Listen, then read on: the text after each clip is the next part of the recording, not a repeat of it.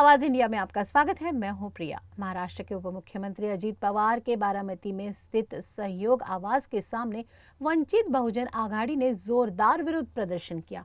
वंचित बहुजन आघाड़ी का आरोप है कि राज्य सरकार ने सामाजिक कल्याण की निधि को लाडली बहन योजना में स्थानांतरित कर दिया है। इस फैसले को लेकर कार्यकर्ताओं में बड़े पैमाने पर नाराजगी है। प्रदर्शनकारियों ने इस दौरान मांग की कि ये निधि मूल रूप से जिस वर्ग के लिए थी उसे ही वापस दी जाए।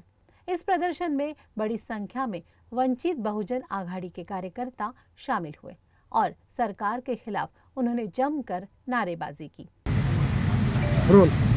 महाराष्ट्र शासनाने अनुसूचित जाती जमाती व नवबौद्ध घटकातील लोकांचा निधी हा लाडकी बहीण योजनेसाठी वळवल्याच्या निषेधार्थ आज वंचित बहुजन युवा आघाडीच्या वतीने आम्ही उपमुख्यमंत्री अजितदादा पवार यांच्या घराच्या दालनासमोर आज तीव्र स्वरूपाचं आम्ही आंदोलन केलेलं आहे। हे आंदोलन अनुसूचित जाती जमातीचा 410 कोटीचा निधी तसेच अनुसूचित जमातीचा 335 कोटीचा निधी एकूण मिळून 746 कोटीचा निधी हा महाराष्ट्र शासनाने मोठ्या प्रमाणात वळवलेला आहे। हा निधी आमचा परत करावा आणि या निधीच्या संदर्भात बजेटचा कायदा झाला पाहिजे, जेणेकरून कुणीही अनुसूचित जाती जमातीचा निधी वळवणार नाही आणि हा निधी इतरत्र खर्च करणार नाही। यासाठी आम्ही बजेटच्या कायद्यासंदर्भातली आम्ही मागणी केलेली आहे आणि हा निधी वळवणाऱ्यांवर ॲट्रॉसिटी अंतर्गत गुन्हा दाखल करावा ही मागणी या आंदोलनाच्या संदर्भात आम्ही या ठिकाणी केलेली आहे। त्यामुळे या ठिकाणी असणाऱ्या महाराष्ट्र